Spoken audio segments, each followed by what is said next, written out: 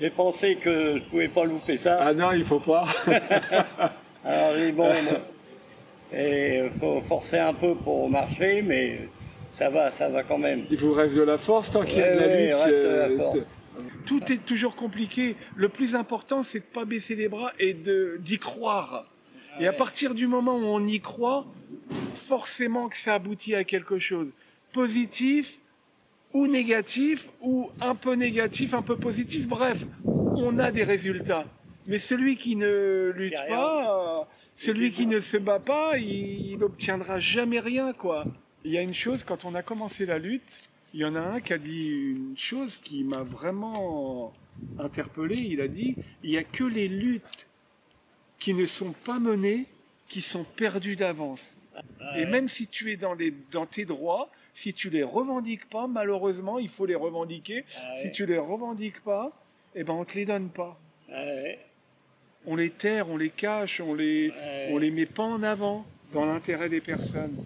Et à partir du moment où tu les revendiques, c'est vrai, on te dit ah oui, mais c'est vrai, oui, c'est vos droits, vous y avez le droit, c'est vos droits. J'étais déjà l'avocat du comité d'entreprise et du syndicat CGT depuis le départ. Donc je les ai accompagnés sur le plan juridique pendant toute cette longue bataille.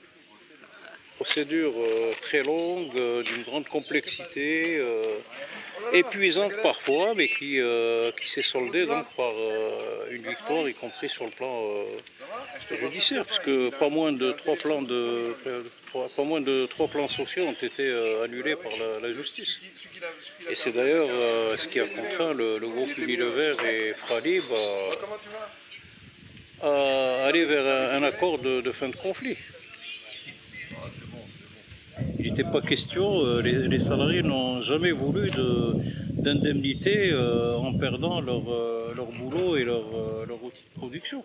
Donc ils se sont toujours battus, c'était vraiment le cœur de leur bataille, c'était de récupérer l'outil de production et de reprendre l'activité et de préserver leur emploi et leur honneur de travailleurs, bien sûr. C'est bon. Tout le monde est là? Bonne journée. Merci bien. Merci. Donc Unilever, c'était un entreprise qui s'appelait Fralib. On faisait les thés Lipton et le thé éléphant. Le thé Lipton, c'est une marque internationale d'Unilever. Et le thé éléphant, c'est une marque française qui est née à Marseille. Merci. Qui est née à Marseille en 1896. Donc, nous, dans la bataille, on voulait récupérer la marque éléphant. On considérait que c'était un patrimoine régional, que des générations et des générations de travailleurs ont pris sa notoriété. En plus, c'est une marque qui vend du temps sens. Donc, on l'a pas obtenu, effectivement, mais il faut savoir que le thé d'éléphant, aujourd'hui, il est produit en Pologne et il est vendu aux consommateurs français. Donc, à l'annonce de la fermeture le 28 septembre 2010, on n'a pas accepté cette fermeture parce qu'on savait que leur usine était rentable et profitable, mais pas assez pour les actionnaires qui en demandent toujours trop et plus. On a fait la démonstration économique que notre usine était rentable et profitable et qu'il n'y avait aucune justification de la fermer. Et donc, à 3 reprises, on les a battus dans les tribunaux. On a été aussi traîné en correctionnel, on les a aussi battus pour atteinte à l'honneur d'Unilever. Donc, on a appris à ce moment-là que Unilever avait un honneur, je ne savais pas. Donc on s'est mis dans la bataille, on ne savait pas que ça durerait autant, bien sûr, mais on savait que ce serait une lutte longue et difficile. Donc nous, on avait un syndicat CGT dans l'entreprise qui était sur des bases de classe et de lutte. Voilà, donc c'est l'historique du syndicat dans l'entreprise et je pense que c'est la base, cette base-là qui nous a permis de mener la lutte qu'on a menée et d'atteindre la victoire qu'on a eue. Voilà. Donc tout de suite, on s'est opposé à la fermeture. Et quand on sait qu'une multinationale comme Unilever prend cette décision, c'est difficile de les faire revenir en arrière. Donc on s'est tout de suite mis en œuvre pour développer un plan alternatif à la fermeture, avec des grandes lignes. Donc notamment, on pensait qu'on pouvait travailler dans l'entreprise sans patron. On savait qu'on avait des compétences pour fabriquer des sachets, entretenir les machines. On voulait aussi ne plus utiliser les arômes artificiels comme Unilever utilisait. Il faut savoir que dans les produits, ils mettaient des petites boules chimiques, ou les copains, quand ils mettaient les sacs dedans, il y avait l'arbre mort, le poisson fléché, et ils avaient des masques pour mettre dans les produits pour mélanger le thé et les infusions dans les arbres. Ouais. On voulait aussi imaginer une forme juridique nouvelle. Donc là, on n'a pas eu trop le choix parce qu'après, on s'est rendu compte que soit le système capitaliste dominant aujourd'hui, soit le système coopératif. Donc on a opté pour le système coopératif qui était plus proche de nos valeurs. Ensuite, on imaginait aussi travailler avec des circuits courts. Parce qu'aujourd'hui, il faut savoir qu'Unilever, à l'époque, et d'autres grands groupes, le tilleul en France, c'était 460 tonnes de cueillis. Aujourd'hui, c'est plus que 10 à 15 tonnes. Parce que tous les groupes sont allés chercher leur tilleul en Amérique du Sud, en Europe de l'Est. Donc ça fait des tours du monde pour être fabriqué après ici. Donc, nous, on a fait plus court. On est allé dans les baronnies, on a rencontré le syndicat du tilleul de Baronnie, et depuis 10 ans, maintenant même plus, puisqu'on avait fait des productions militantes avec, depuis on travaille avec le tilleul des Baronnies, qui fait 250 km, 300 km, et qui va au consommateur. Donc c'est le circuit court, là aussi, c'est ce qu'on a mis en œuvre. Voilà en gros ce qui s'est passé, donc on va aller vers les machines, tout droit.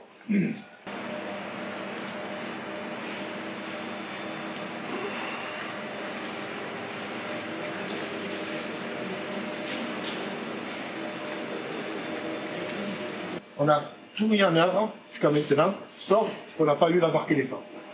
Bon, c'est clair que c'est clair qu'Unilever n'a pas créé les conditions pour qu'on réussisse. Hein.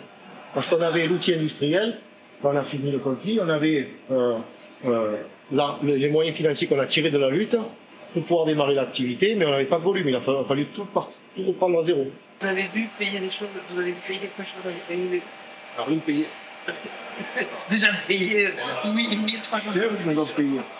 Ah oui, il y a eu des indemnités après. Ah oui, bien sûr. Ah ouais, heureusement, ouais. Alors là, nous, dans les plans sociaux, on fait 10 sociaux, on n'a jamais parlé d'un centime d'euro chaque fois qu'on discutait avec l'entreprise. On a pris la forme de lutte la plus difficile.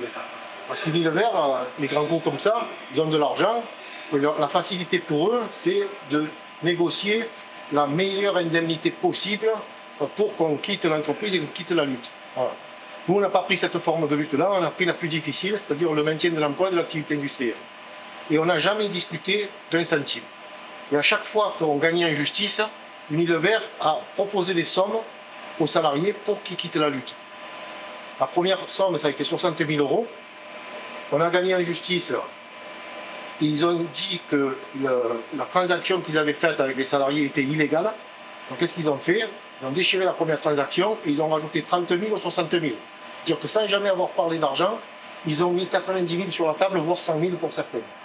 Et évidemment, à la fin du conflit, quand on a tout négocié, les conditions pour la reprise, la dernière question qu'on a discutée, c'est qu'ils ont été capables de donner 100 000 € aux autres. Il n'était pas question, nous ne voulons pas de faire de sous-enchères ou de surenchères, donc on veut la même chose que les autres. Et ils ont donné la même chose que les autres. Donc, c'est vous dire que la lutte, si vous la menez comme ça, même ceux qui ont l'idée de prendre l'argent et de partir, ils ont intérêt à lutter pour l'emploi parce que ça fait monter les enchères.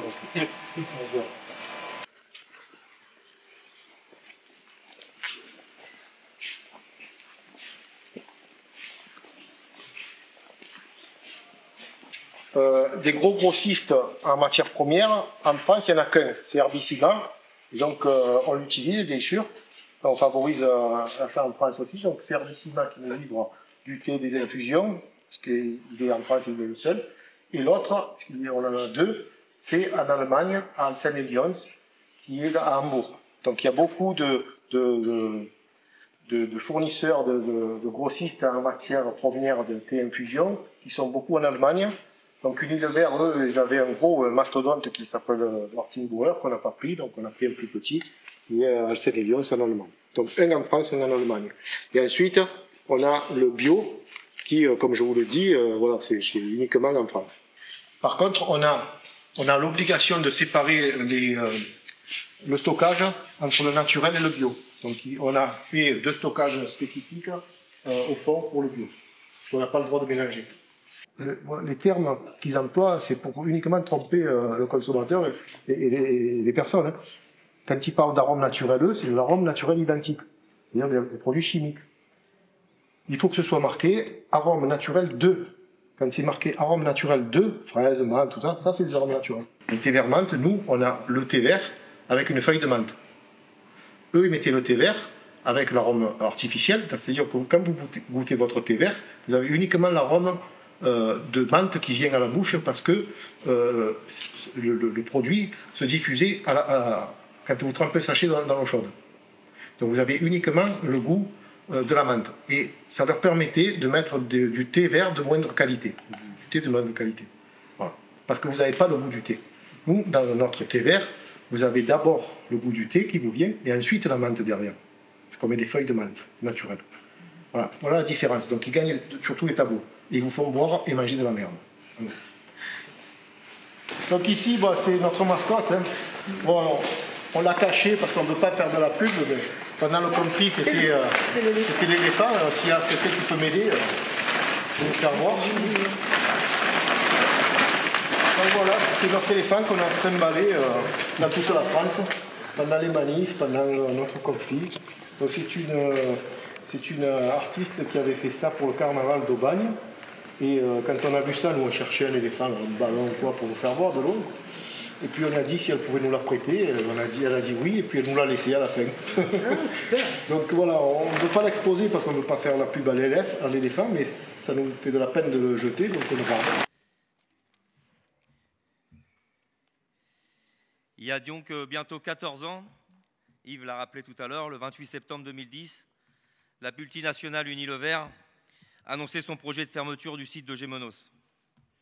Nous disons bien projet, car il ne vous a pas échappé qu'ils n'y sont pas arrivés. Nous sommes toujours là. Cela fait maintenant 10 ans que nous avons créé notre coopérative Scopti. Le bilan du reclassement pour les 76 ex-Fralib qui sont restés dans le combat collectif pendant 1336 jours est un bilan 100% positif. Tous sont ou ont été soit salariés chez Scopti, pour 46 d'entre eux, ou bien salariés ailleurs, pour quelques-uns d'entre eux ayant choisi une autre orientation professionnelle à l'issue du combat, ou bien encore en retraite. Sur les 76, 33 ont pu faire valoir leur droit à la retraite à ce jour. Nous avons donc atteint tous les objectifs que nous nous étions fixés collectivement, le dernier étant la réembauche de tous les ex-Fralib qui en avaient émis le souhait. Le projet de Scopti s'inscrit dans une démarche économique, sociale et solidaire qui répond idéalement à la philosophie développée par les salariés, sur la base de leurs revendications politiques, sociales et économiques et de leurs choix organisationnels. Les salariés de Scopti se positionnent ainsi en faveur d'une éthique, d'un ensemble de valeurs qui soutiennent l'adoption d'un mode de production et de consommation différent, tenant compte des grandes problématiques actuelles qui incitent à replacer l'humain au centre de préoccupations sociales, économiques, environnementales raisonnées. C'est de cette manière que Scopti décline son engagement social et ses valeurs, à travers la devise portée en exergue sur le devant de notre usine, forte d'une histoire singulière et d'une ligne philosophique à part entière, engagée sur l'humain, engagée sur le goût. Pour conclure, nous sommes heureux de fêter avec vous les 10 ans d'existence de notre coopérative. Le camp d'en face, comme je me plais à les qualifier, pensait à l'issue du conflit que nous ne tiendrons pas plus de 3 années. Et ils avaient créé les conditions pour cela. Eh bien, une fois de plus, ils se sont trompés. Nous sommes toujours là et bien décidés à poursuivre le combat.